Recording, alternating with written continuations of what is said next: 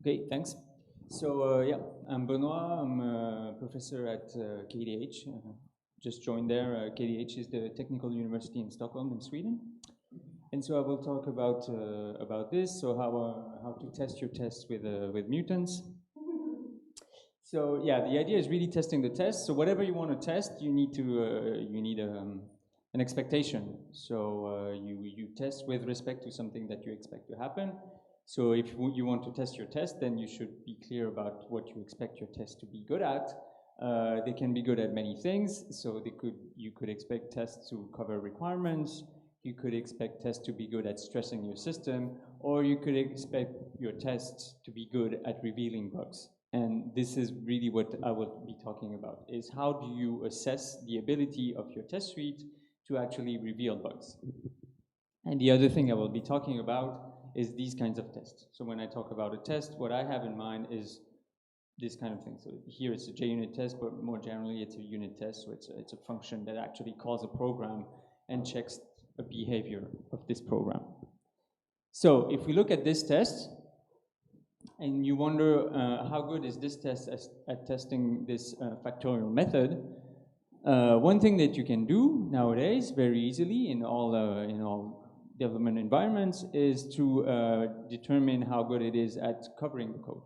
So if we look at this coverage, this is it. So this test over here covers this part of the code. So what it really means is that when you run this test, all these instructions are executed, right? This is what it means. And the red one is not executed. And now you can add a new test in your test suite, and then you have 100% coverage. So this is good, and this is already a good achievement, and it's nice to have this. But the question I'm asking here is, are these tests good at detecting bugs? For example, in the trivial case, you could remove the assertions here. You would have exactly the same coverage, but they would be completely useless at detecting bugs, because if you don't have an assert in your JUnit test, then there's no way you're going to detect a bug, because detecting a bug is actually violating an assertion. So in order to answer this question, one way of going is to mutate the code. So we don't mutate the test, we mutate the code. We mutate the program in which we want to detect bugs. So that's the principles of mutation analysis. Mutation analysis is a pretty old thing that was invented in the late 70s. And the idea is that tests are good if they can detect bugs. And so the principle in order to assess this quality of test cases is to actually generate bugs, run the test suite, and determine if the test suite is able to detect these bugs. Of course, there's one important thing, is that you don't want to throw any kind of bug in your program, because it's very easy to inject bugs in a program. So probably the thing that you want to do is to inject the bugs that we currently do. So this is the role of mutation operators. So a mutation operator is a model of a class of bug. So a mutation operator says, okay, whenever I have a logical expression, I will negate this expression. So that's a mutation operator. It's a general definition of a transformation that you can apply on your program in order to simulate the presence of a bug. In this case, the bug would be, I made this expression wrong. I negated the thing where it should have been positive. So that's a mutation operator. And with a mutation operator, what you can do is that you can take a piece of code and inject this fault, this kind of fault, within the program. And the other thing that you want to do for mutation analysis, and to control a little bit what's going on, to limit the scary aspect of all this, is that you want the mutant to be the program with a single bug in it. So if you have 5 logical expressions in your program, and your mutation operator, the fault that you want to inject, is negate this expression, then you will generate 5 mutants. So you will take the program and you will automatically generate 5 different versions in which each one has a single expression that is negated. So that's the thing. And then the principles, in principle, is pretty simple. So you have a program, you have a test suite, the question is my test suite able to detect faults in this program? And you have a bunch of mutation operators.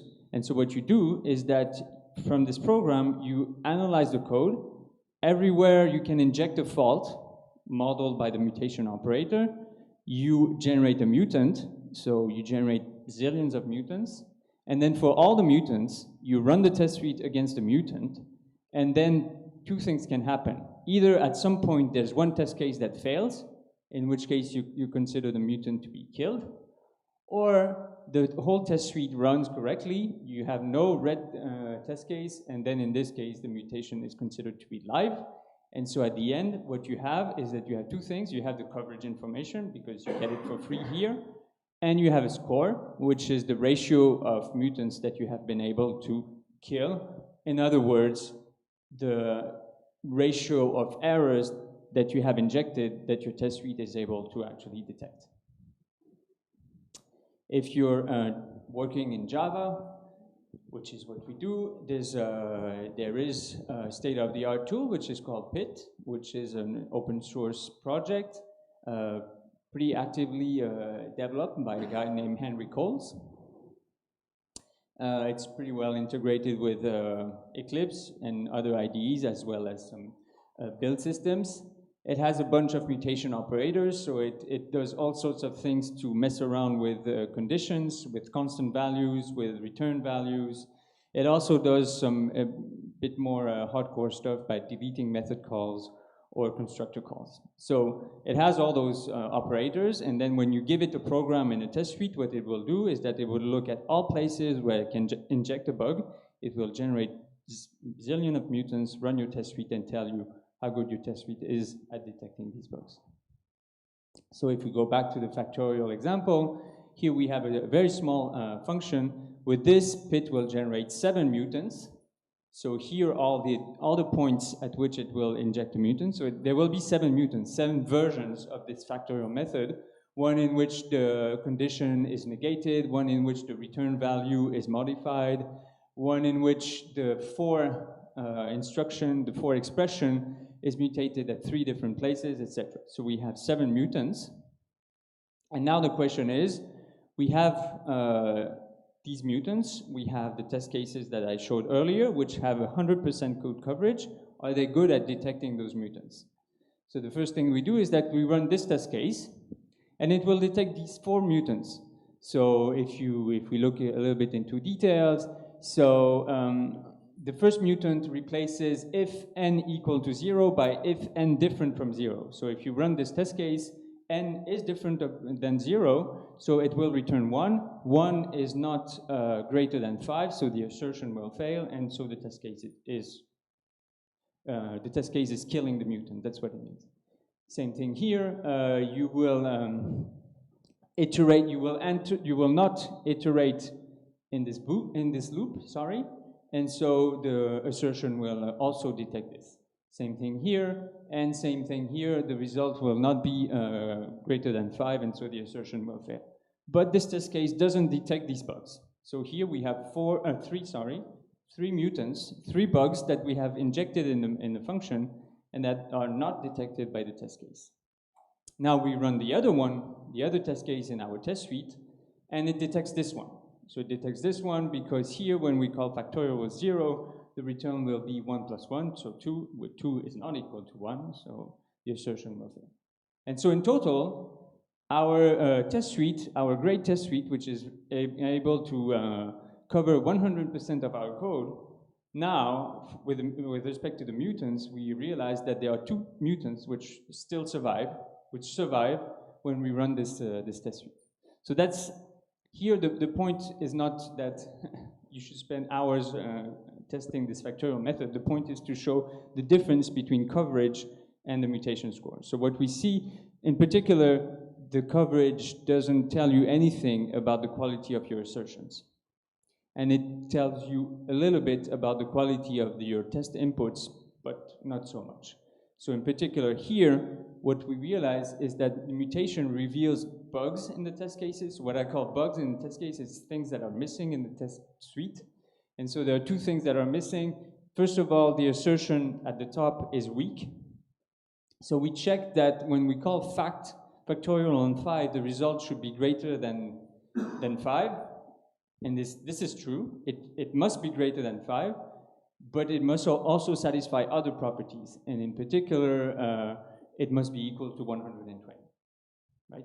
So, and an input, so with this, if you modify the assertion over there, you will detect this mutant, and in order to find this one, you need to add a new test case in which you test a new input, which is 1. So you need to test factorial with 1, and you need to modify the assertion there.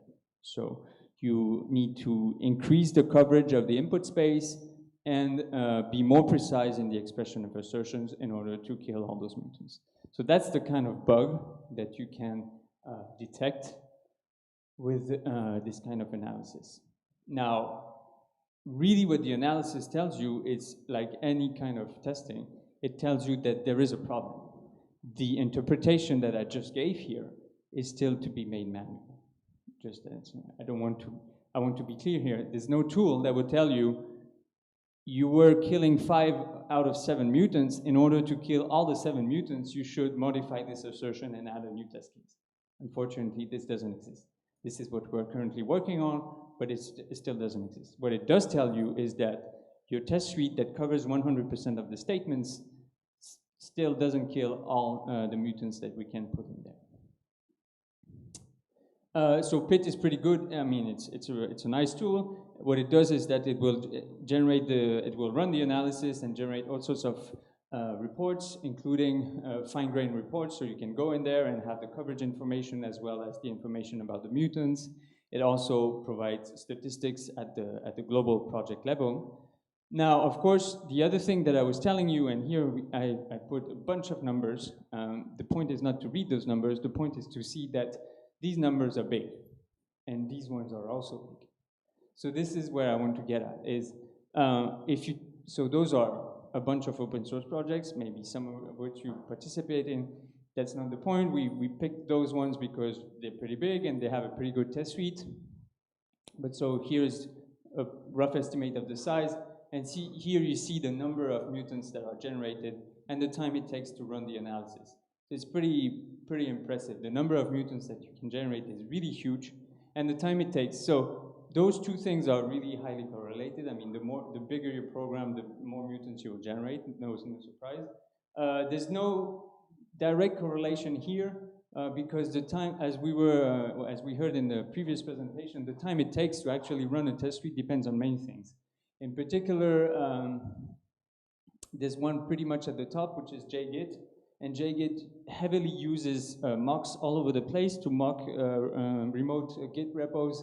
And this is taking a hell of time to actually run the test suite.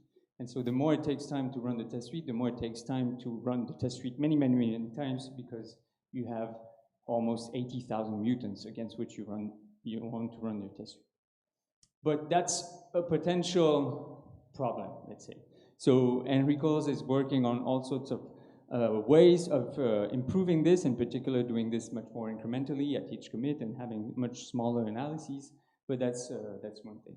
And so that's the thing we are currently working on and trying to contribute to this field is, can we come up with ways of assessing the quality of a test suite which are similar to what we have here with mutation analysis, the way it's done by PIT, but can we do it maybe a bit more or a bit less fine-grained, but still have some information about the quality of our test suite. And so what we are currently working on is another tool which is called Descartes. It actually piggybacks on PIT. So we reuse a lot of the smart things that Henry Coles has been doing in PIT, in particular when it comes to actually generating the mutants, recompiling the program, running the test suite against this. So he has a pretty efficient framework to do all this. But what we are working on is, can we implement other mutation operators which are more coarse-grained, but which have the advantage of generating much less mutants. So we generate much less mutants, but on the other hand, we also have a different type of feedback than what I just showed. So this is what I want to show right now. So it's called extreme mutation, which is even more scary than mutation itself. Well, of course, it's the purpose is to make it more scary. The idea here is that it's extreme in several sense. It's extreme because we don't work at the expression or the statement level, so we don't inject a change in the statement, so we don't inject, it's not return 1, which is transformed in return 1 plus 1. It's, we work at the level of the method body. So it's extreme in the sense that what we do is that we take a method and we completely remove the body. And if the method is supposed to return something, then we return some default values. So it's extreme in that sense, is that the modification that we inject in the program is much more coarse-grained than what Pit does. And the other thing, if you think about it, is that what I said earlier is that an important thing is that a mutant is one single change. But of course, when you do this, when you completely remove the body of a method, and this method is called in many places in your program, then really what you do is that you inject a whole bunch of changes, because every time the method is called, the method was supposed to have a side effect on the state of your program, which it doesn't have anymore. So it's really extreme in the scale at which it's injecting bugs. The other important thing, of course, is that you might say it's not a bug anymore. It's not simulating a bug anymore because it's not the kind of bug that you would do, right? I mean, nobody would. I don't know, maybe you would forget to implement a method, in which case you would. But on the other hand, it's probably the kind of bugs that you would like your test suite to detect. That's the intuition, right? If your test suite is not able to detect the fact that you have completely removed behavior of a function, well, you might wonder why. So going back to the factorial example, instead of the 7 mutants that we had earlier, we will generate only 2. So that was one of the purpose, right, is to have a smaller number of mutants to speed up the thing. Another example, which comes from another project, when you had this kind of expression, complex logical expression, Pit will go all over the place to mess up with, to transform this into strictly lower than and strictly lower than, and put an or here and a greater than here, and etc. So in total, it will generate 45 mutants just for this. We will generate 2, true or false. And so, a bunch of numbers again. The thing to look at here is that, so this is Pit and this is Descartes, Pit and Descartes. So the number of mutants that we generate is 1 or 2 orders of magnitude lower, and of course, it goes much faster. So that's one thing that we are working on is, if ever you want to use this kind of tool to assess the ability of your test suite to actually reveal bugs, well, one way is to have a coarse-grained analysis and use this thing. At least it will go faster than Pit, but still rely on the same engine and technology. Now, if we look a little bit into the details of what happens, so of course, because it's more coarse-grained than Pit, we don't get exactly the same kind of feedback. So in particular, Pit was telling you, your test suite for factorial is not good enough to detect the 7 mutants. Descartes will tell you, well, your test suite is good enough to detect the 2 mutants that we have put there. So, you know, it will tell you that this is good, whereas Pit told you that it could be better. Now, on the other hand, running Descartes on all these projects that I showed earlier, we find some cases in which Descartes actually finds problems.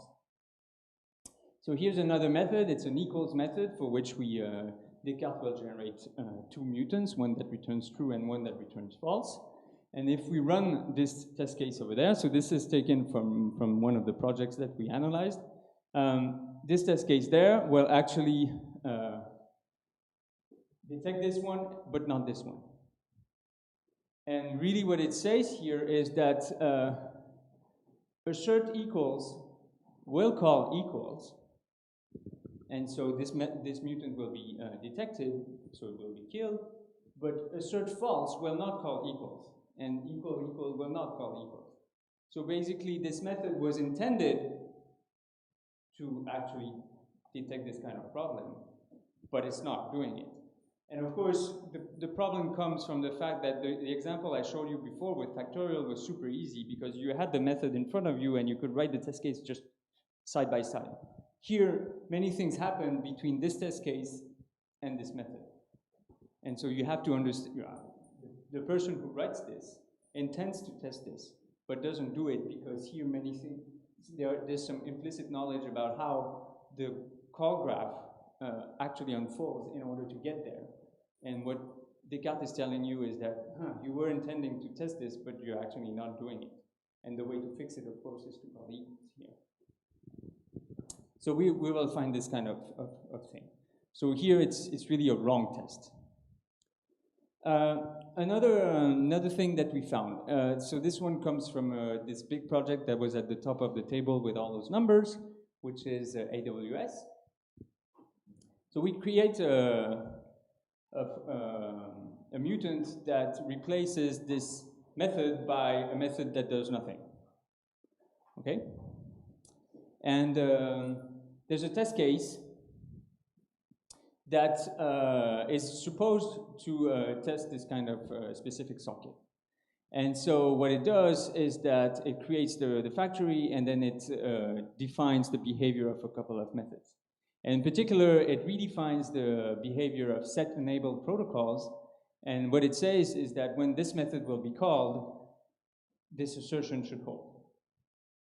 And of course, what we understand here, what I don't show here because it's, again, is a complex call graph, but this method was called in here. So what we did, so really the intention of the test case here is to say that this method should be called. So really what the person who wrote this should have done is to actually use mocks and to declare that this method should be called and verify when you run the test case that the method is called. And the other thing that this person should have done is to pull the assertion outside here, outside the definition, and to say when this method is called, then this assertion should hold. But this is not what happened here, and so this test case here is actually not able to detect the problem here because the method is not called, but the test case doesn't check if the method is called or not, and the assertion is not checked because the method is not called. Right? So it's really so the mutant survives. And so really here, even though there is an assertion in the test case, so if you look at this test case, you say, oh, there is an assertion. Something could go wrong, but actually it doesn't because the assertion is never checked because the method is never called and the test case never checks that the method is not called. So that's something that and again, with respect to code coverage, the code would be covered. A code coverage tool would tell you that the code of set-enabled protocol is covered, but the behavior, the correctness of the behavior is not checked. Another example. So we have this this method that does all sorts of things, and it has this little bit complex control flow. Sometimes it returns true, sometimes it returns false. What we see in terms of coverage, what's interesting is that the behavior where the method returns false is actually much more often triggered by the test suite than the behavior when method returns true. Actually, there's a case where the method is expected to return true that is never covered. So that would be the coverage information. So again here, we apply Descartes. What we have are two mutants, one that returns true, one that returns false. And the other thing that we can look at is when is this method called? Because of course, one thing that mutation will also help you say is that we know that we cannot test private methods directly with JUnit, so we need to test them through the call graph. And so really this method is called here in this condition. And so if the method returns false, we will go in the else branch. The else branch actually calls action 2, which in turn calls action 1. So the test case can trigger the behavior, get to this point, execute this program, but really the final state that the test case can observe is what has been modified by action 1. Whatever happens, action 1 will be called, and the side effect of action 1 is what the test case can observe. And so there's no way for the test case that is really up here and tries to determine if this method is going right or wrong. There's no way for the test case to observe what happens when the method returns false. Even though it triggers this behavior very frequently, it cannot observe the changes in the program state when the method returns false. And so what happens is that this mutant here is not killed, even though it's the case that is the most frequently covered by the test suite. And this one is killed, even though one of the situations where it returns true is not covered by the test suite. So what this tells, in more general terms, what this says is that there's a testability issue. There are really some changes, some side effects, some behaviors that are hard to observe from the test suite point of view, because the test case calls a method that calls a method that calls a method that has a side effect and then returns. And so it's very hard for the test case here to actually observe what happens when this method over there is executed. And so here it's probably, maybe there should be a finer grained test case, maybe the code could be refactored. I mean, there are different ways of handling this, but really what this extreme mutation is telling you is that it's hard to observe these things. So those were concrete examples of things that, I mean, situations in which we had this behavior. All those examples fall into this yellow category. So when we run the count, we will get this kind of diagnosis at the end. Well, we will tell you we generated X extreme mutants out of these. So a mutant or a couple of mutants are related to a method. And so at the end, we tell you, okay, there are methods for which all mutants are killed by your test suite. There are methods for which some mutants are killed and others are not, like all the examples I showed you so far. And there are methods for which whatever you do, it's not detected by the test suite. So you can remove the thing, return 1, return 0, return true, return false, return empty string, return null object, return an array with default value, do whatever you want. They're not detected. And those are the red things here. So this plot here, what it's meant to say is that for the projects that we have analyzed, the proportion is pretty small. Good news. But what you don't see from the back, but what I can tell you is that the absolute values are pretty impressive. So here we have 594, here we have 285, here we have 369, 458. So all these are numbers of methods for which I can completely strip out the behavior, replace it by a default value, and the test suite doesn't find it. Whatever that means. I mean, I think it's interesting, and I think it's interesting to question why it's the case and if we can do something to improve this.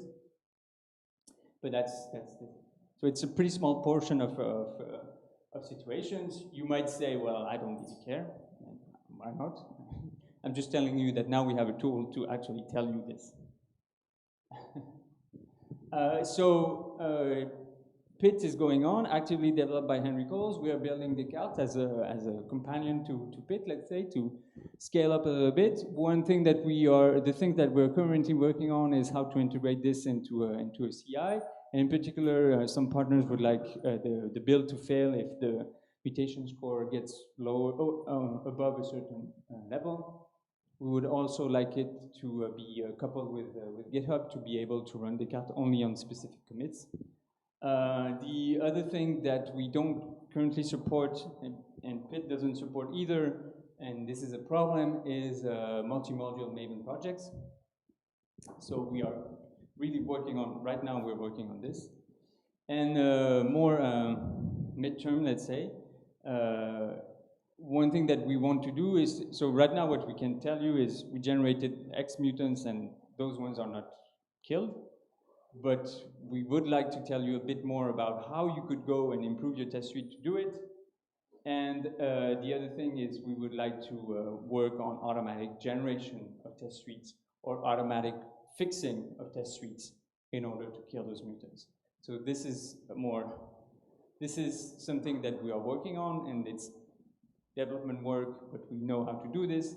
This is more research work. that Oscar, who is here and who has provided all the hard work to actually provide this data, is working on right now. So to conclude, one thing I presented today is called mutation analysis. Mutation analysis is about the idea that a test suite should be able to detect bugs. So the way it goes for this is that it automatically generates tons of bugs, runs your test suite against them, and tell you if your test suite is able to detect these bugs. And at the end, what you find out of this analysis, what you can get, so you get a score, okay? But we don't really care about the score. What we are interested in is what does this tell you, and so it tells you things about your test suite. In particular, it tells you that your Oracle is a bit too weak, that you're not good enough at covering the input space, or that you might have some testability issues in your program. So that's the conclusion of this talk. And the projects are open source. They're supported by a project which is called STAMP. Thank you very much.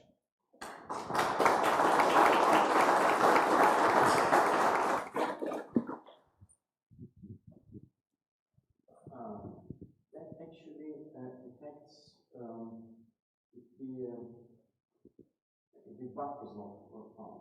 What I kind of came across, especially for the UI testing, sometimes the test suite produces false positives.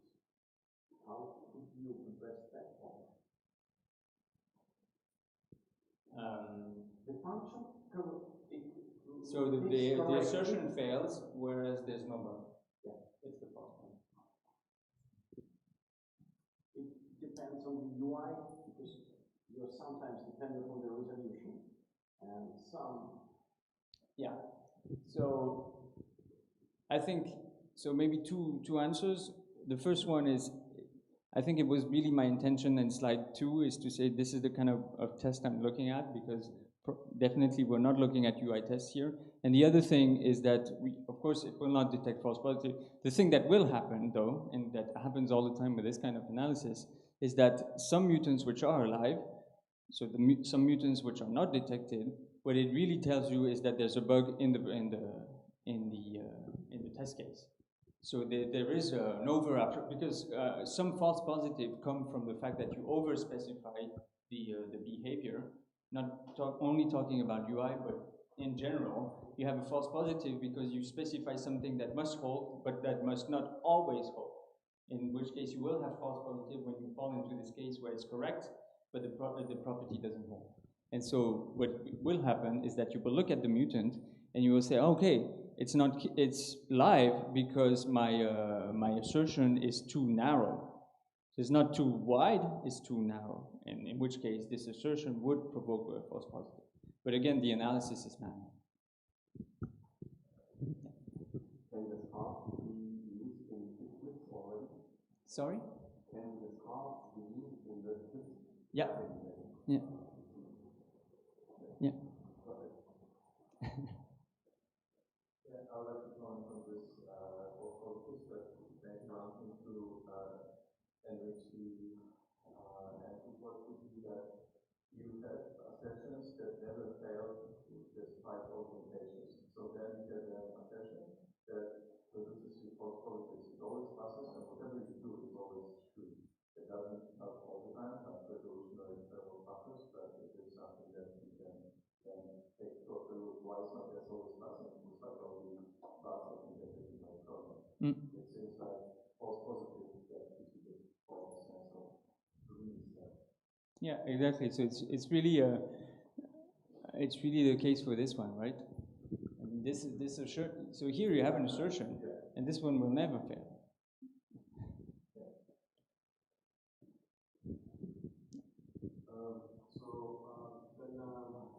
How do you improve the test code or the implementation code? I understood that the areas that you didn't help us to discover is to maybe improve our input data generation, so it has better representative of different classes, maybe to do something else. So what is your conclusion of using units? Which areas are normally the suspects where to improve besides input data generation? The assertion. So really, one thing that mutation tells you that coverage will never tell you is how good are your assertions at observing the behavior of the program. Because coverage will tell you information about how good you are at covering the input space. In particular, it will tell you how good you are at navigating through the different branches. But you can be super good at covering the input space and put 0 assertions, or put assertions that will always hold. And that doesn't make a good test suite. It makes a test suite that is good at covering an input space, not a test suite that is good at detecting mutants. So this is what we would do. Thank you.